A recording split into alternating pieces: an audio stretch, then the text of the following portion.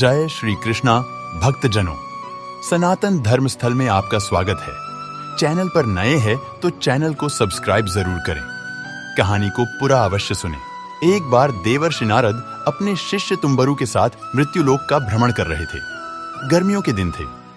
गर्मी की वजह से वह पीपल के पेड़ की छाया में जा बैठे। इतने में एक कसाई वहां से 25-30 बकरों को लेकर गुजरा। उसमें से एक बकरा एक दुकान पर चढ़कर मोठ खाने लपक पड़ा। उस दुकान पर नाम लिखा था शगाल चंद सेठ। दुकानदार का बकरे पर ध्यान जाते ही उसने बकरे के कान पकड़कर 2-4 घूंसे मार दिए। बकरा मैं करने लगा और उसके मुंह में से सारे मोठ गिर गए। फिर दुकानदार कसाई को बकरा पकड़ाते हुए बोला, जब इस बकरे को तू हलाल करेगा तो इसकी मुंडी मेरे को देना, क्योंकि यह मेरे मोठ खा गया है। देवर्षि नारद ने जरा सा ध्यान लगाकर देखा और जोर जोर से हंसने लगे। तब तुम्बरु ने पूछा, गुरुदेव आप क्यों हंस रहे हैं? उस बकरे को जब घूंसे पड़ रहे थे तब तो आप दुखी हो गए थे, किंतु ध्यान करने के बाद आप हंस पड़े। इस हंसी का क्या रहस्य है? नारद जी ने कहा, छोड़ो भी, यह तो सब अपने अपने कर्मों का फल है। नहीं गुरुदेव, कृपा करके बताएं।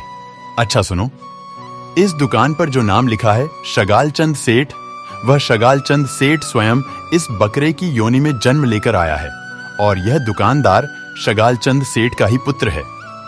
सेठ मरकर बकरा बना और इस दुकान से अपना पुराना संबंध समझकर इस पर मोठ खाने गया, परंतु उसके पूर्व जन्म के बेटे ने उसको मारकर भगा दिया। मैंने देखा कि 30 बकरों में से कोई दुकान पर नहीं गया, फिर यह क्यों गया कमबख्त? इसलिए ध्यान करके देखा तो पता चला कि इसका पुराना संबंध था। जिस बेटे के लिए शगाल चंद सेठ ने इतनी मेहनत की थी, इतना कमाया था, वही बेटा मोठ के 4 दाने भी नहीं खाने देता, और खा भी लिए हैं तो कसाई से मुंडी मांग रहा है, अपने ही बाप की। नारद जी कहते हैं, इसलिए कर्म की गति और मनुष्य के मोह पर मुझे हंसी आ गई।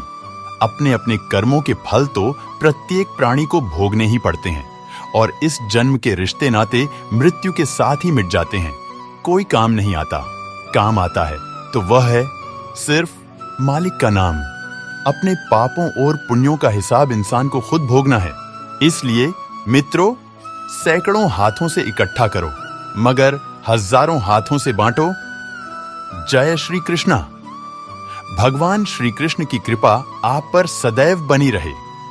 कमेंट मैं जय श्री कृष्णा अवश्य लिखें। ऐसी शिक्षाप्रद कहानियां सुनने के लिए हमारे चैनल को सब्सक्राइब अवश्य करें।